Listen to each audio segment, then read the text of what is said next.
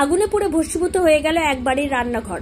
অগ্নি নির্বাপক দপ্তরের কর্মীদের ফোন করা হলেও ফোন রিসিভ না করার অভিযোগ অগ্নি নির্বাপক দপ্তরের কর্মীদের বিরুদ্ধে।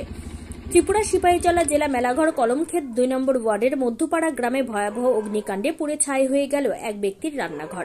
এই অগ্নিকাণ্ডের ঘটনার বিষয়ে মেলাঘর অগ্নি নির্বাপক দপ্তরের কর্মীদের 4 বার ফোন করা হলেও অগ্নি নির্বাপক দপ্তরের কর্মীরা ফোন রিসিভ করার প্রয়োজন বোধটুকু মনে করেননি বলে অভিযোগ উঠেছে। ধারণা করা হচ্ছে লাকড়ি দিয়ে রান্না করার পর চুল্লিতে আগুনের কিছু অবশিষ্ট অংশ থেকে রান্নাঘরে এই ভয়াবহ আগুন লেগে যায়। প্রথমে আগুনটি বাড়ির এক মহিলা দেখতে পেয়ে চিৎকার চেঁচামেচি শুরু করলে গ্রামের সব লোক একত্রিত হয়ে দীর্ঘ প্রচেষ্টা চালিয়ে আগুন নিয়ন্ত্রণে আনতে সক্ষম হলেও রান্নাঘরটি আগুনে পুড়ে ছাই হয়ে যায়। কিন্তু অত্যন্ত পরিতাপের বিষয় হল, যাদের সরকার প্রত্যেক মাসে বেতন দিয়ে মানুষের পরিষেবার জন্য রেখেছে, সেই অগ্নি নির্বাপক দপ্তরকে 6909299005 এই নম্বর দিয়ে ঘটনাস্থলে আসার জন্য 4 বার ফোন করা হলেও তারা ফোন রিসিভ করেননি। প্রশ্ন উঠছে, যদি বড়সড় কোনো দুর্ঘটনা ঘটত তাহলে এর দায় সম্পূর্ণভাবে মেলাঘর অগ্নি নির্বাপক দপ্তরকে নিতে হতো। ত্রিপুরা থেকে বিক্রম কর্মকারের report, crime press Bengal news.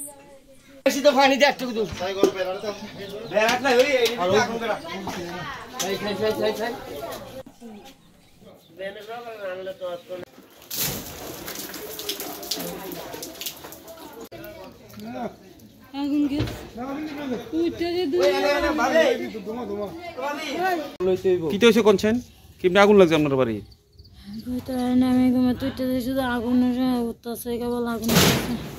আমি ঘুমাইছি মানে 10-15 মিনিট হইব, দাও দাও করে শুধু আগুন জ্বলতেছে। এটা কি রান্না করে আসলো? রান্না কর কি গ্যাসের চুলা টুলা আসলো? না, গ্যাসের চুলা নাই। মানে আগুনটা কিভাবে লাগছে একটা অনুমান কইতে পারি না, আমি বাড়িতে ছিলাম না। এটাতে রান্না বাড়ি করছিলেন না আজকে? তারা সকালে বেলা রান্না করছিল। এটা কি তাহলে কি চুলার থেকে আগুনটা লাগছে অনুমান করা হইতেছে? আমি এখন কইতে না, কইতাছে চুলাত কোনো কিছু আছিল নাকি অন্য কোনো কিছু বুঝতেছেন নাকি? ফায়ার সার্ভিসে ফোন করছিলেন না আপনারা? 4 বার বলে ফোন দিচ্ছেন, ফোন ধরছে না বলে? আমি কই তারা কইতে পারে, আমি চিল্লাইতেছি, আমি কইতে